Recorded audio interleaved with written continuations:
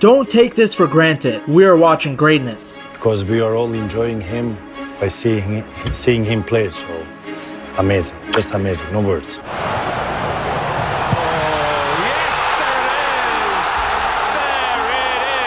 First and foremost, this guy doesn't chase records. Records chase him. It must be exhausting to hate watch Messi because he keeps shutting these morons up. Is Messi going to crown it all himself? He has to. Can't be the best ever because Maradona did this and he's not doing that. He's not performing to his best.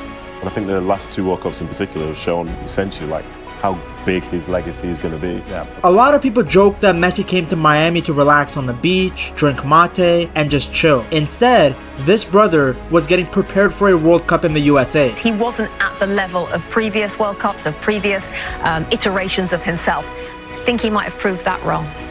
I mean, well, how many times do we need a lesson that you doubt him at your own peril? He keeps showing that as long as he's on the pitch, he's the best player in the world. Everything still goes through him. Who's the best player in the world right now and why? Every time we talk about this, I mean, same question, I would say Messi. I'm the same. Everyone thinks just because he's playing in America, in Miami, I still think he's the best. Yeah, I mean, I've had like 3 times a chance to play against him.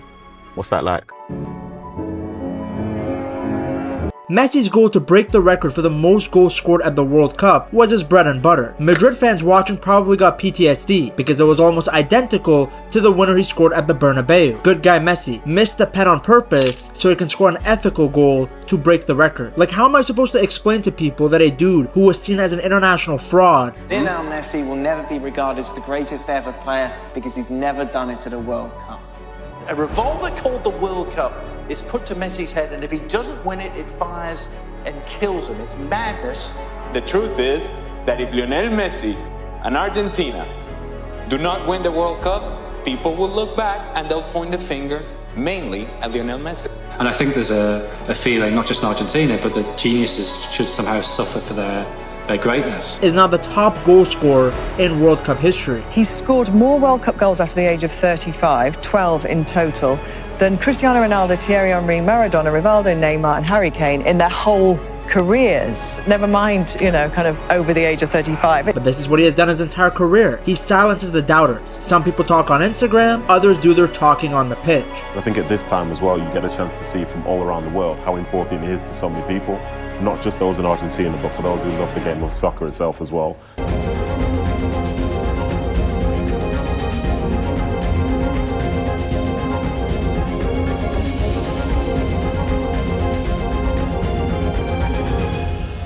People always used to say that Messi wasn't a leader because he doesn't scream, he doesn't pound his chest, he doesn't act like a cheerleader on the sidelines. Euro 2016.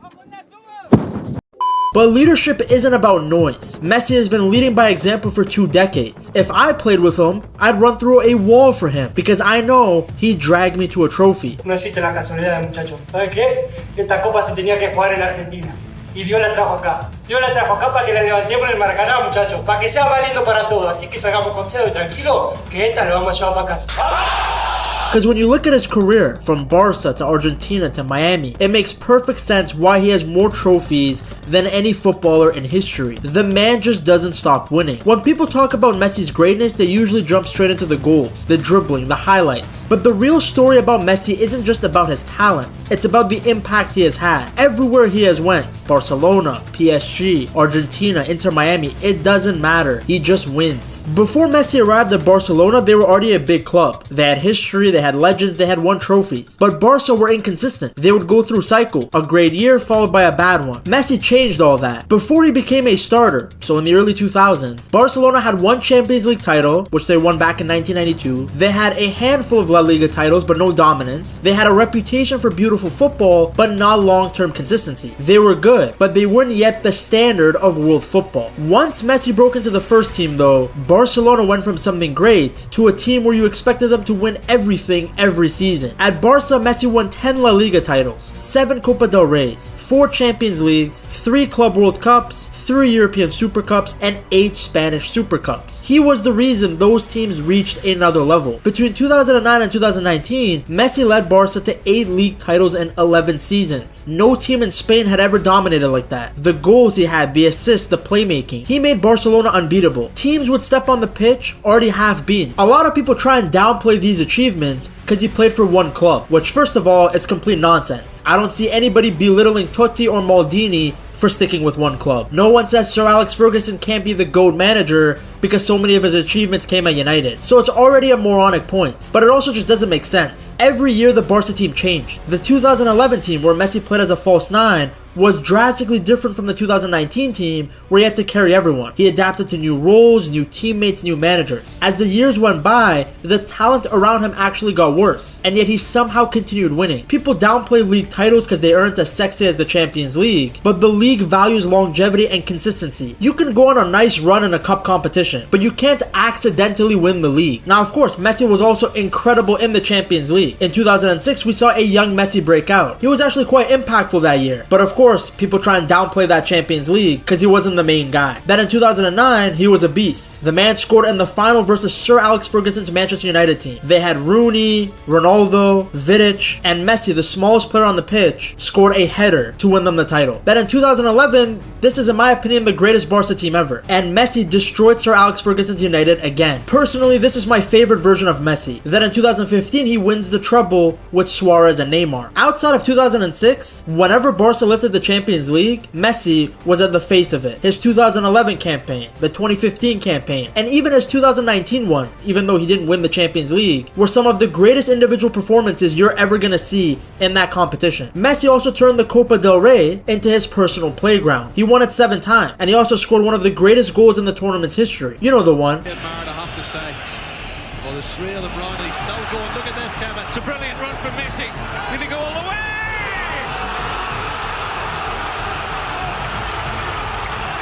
It's one of the great Copa del Rey final goals from the magical, mercurial Lionel Messi. Before Messi, Barca were still giants, but with Messi, they became one of the most dominant club teams of the modern era. Even now, when a team plays unbelievably well, they joke that that team looks like 2011 Barca. This game at Wembley, watching this Barcelona team, and when I say this team changed football, this is the greatest team of all time, I'm talking of that era. I'm not just talking about Thierry's team, I'm also putting that team together.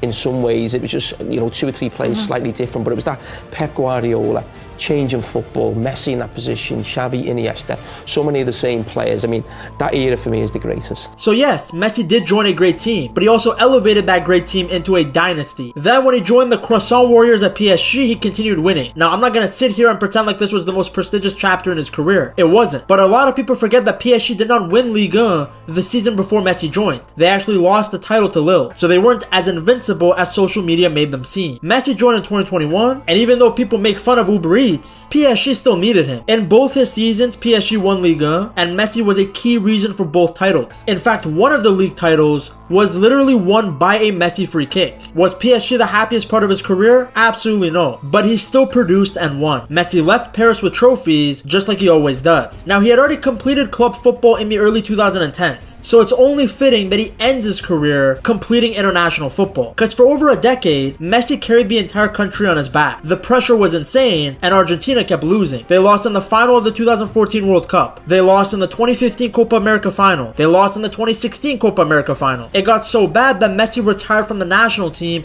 in 2016. Que ya está, se terminó para mí la selección. Como dije recién, son 4 finales.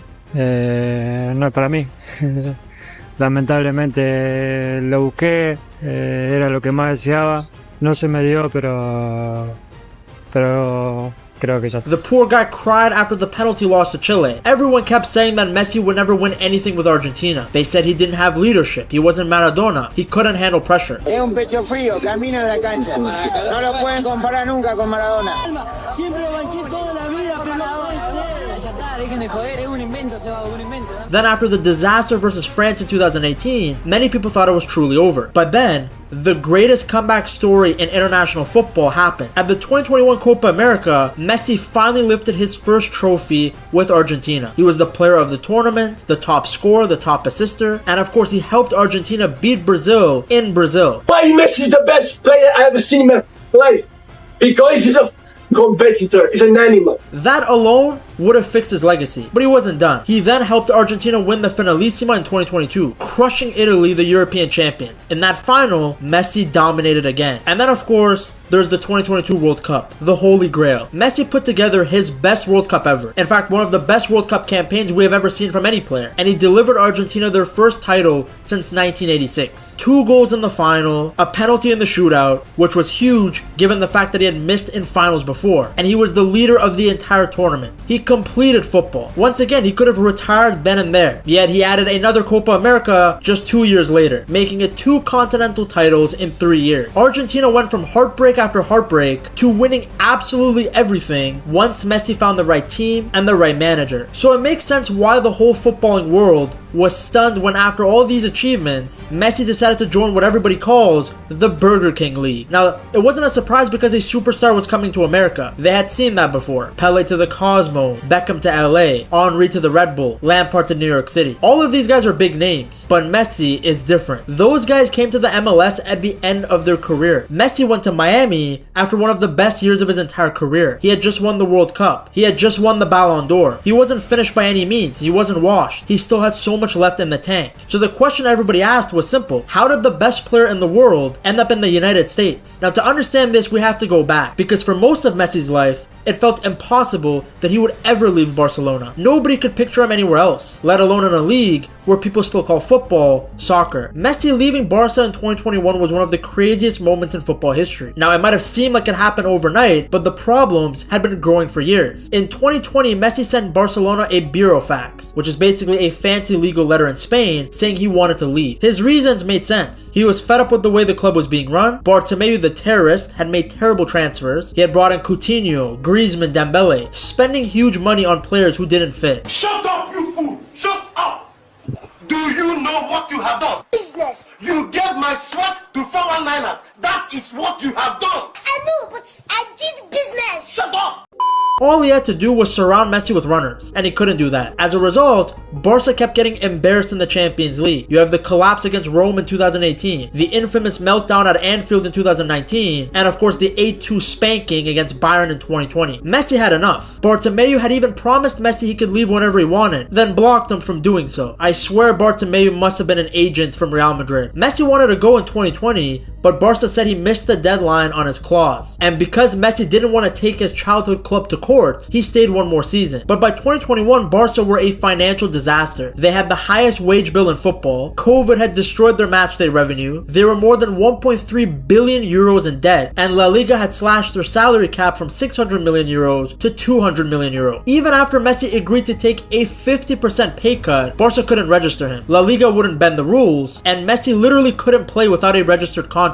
Like, even if he wanted to play for free, it wouldn't have been possible. Now, Laporta had promised fans that Messi would stay, but like I said, it just wasn't possible. So on August 5th, 2021, Barca announced he was leaving. Messi naturally cried at his press conference. He didn't want to go, but he was left with no choice. After leaving Barca, Messi joined the Eiffel Tower lovers, PSG. Everyone thought it was going to be a super team with him and Neymar and Mbappe, but things did not go well. His first season wasn't great by his own standards. He missed large chunks of the season because he was injured, and he only got 11 goals and 15 assists in the league. This is fine for normal players, but incredibly low for Messi. PSG collapsed again in the Champions League, losing to Real Madrid after Benzema scored a hat-trick. Messi missed the penalty in the first leg, and the fans never let him forget. His second season was much better, 16 goals and 16 assists, and PSG won the league again. But even with that success, Messi never felt loved in Paris. The boos, the criticism, the tension, it just didn't feel like home. Barca wanted him back, but they couldn't afford him. Saudi Arabia offered him 400 million euros per year.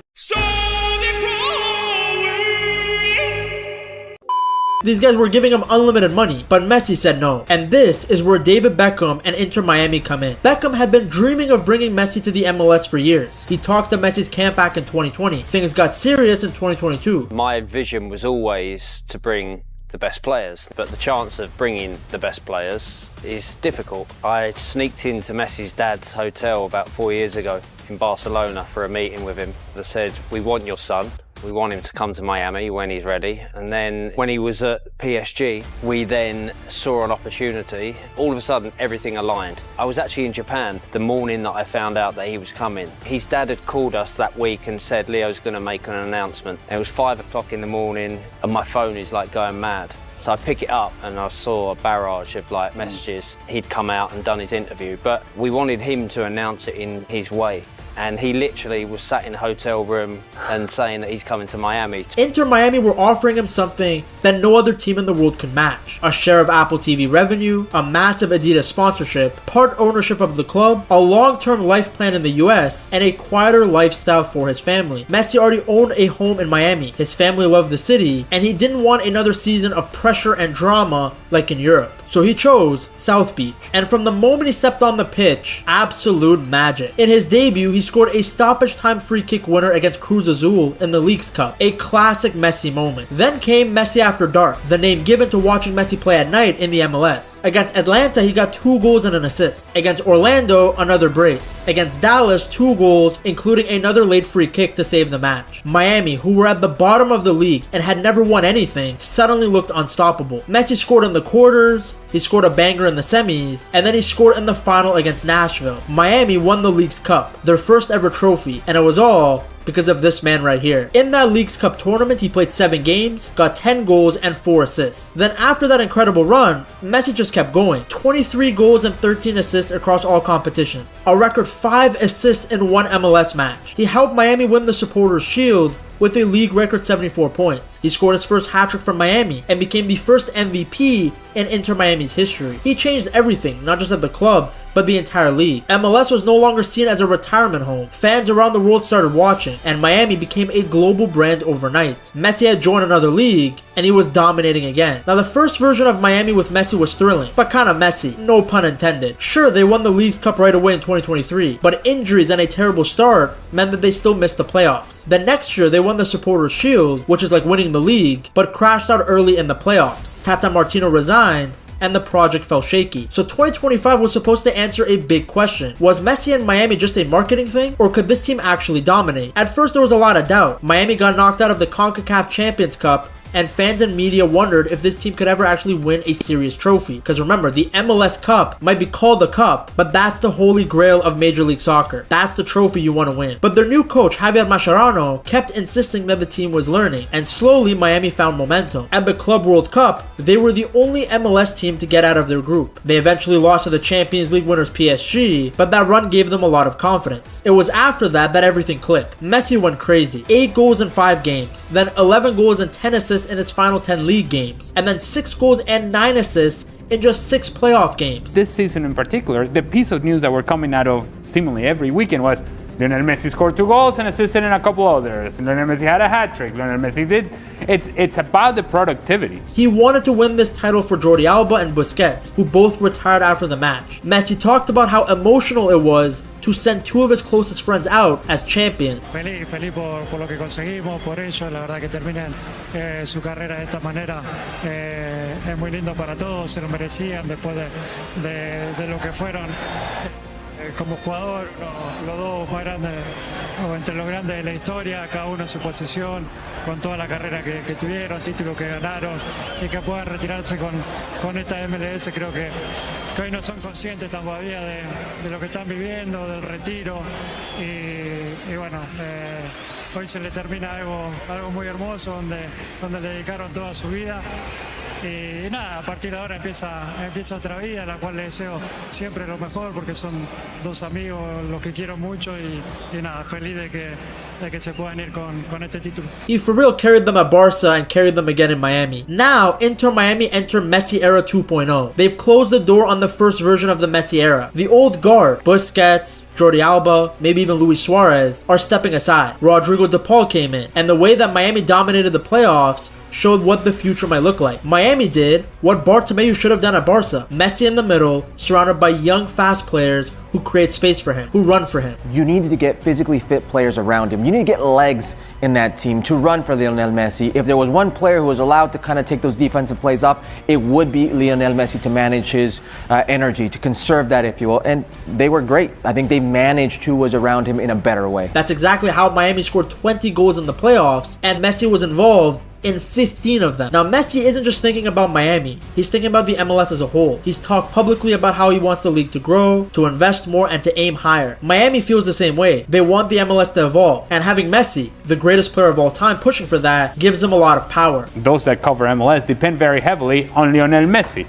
And Lionel Messi is always at the center of every piece of news that comes out of Major League Soccer. This is exactly what Beckham dreamed of when he joined the MLS in 2007. His move changed the league. Messi's move might be doing the same thing, but on an even bigger scale. Messi dominating another league just feels normal to me at this point. It shouldn't be, but it does. It was proof that Messi didn't come to Miami to relax or retire. He came to compete, and he came to win. To see how many people have become Messi's victim over the years as he's won everything there is to win, you have to check out this video right here.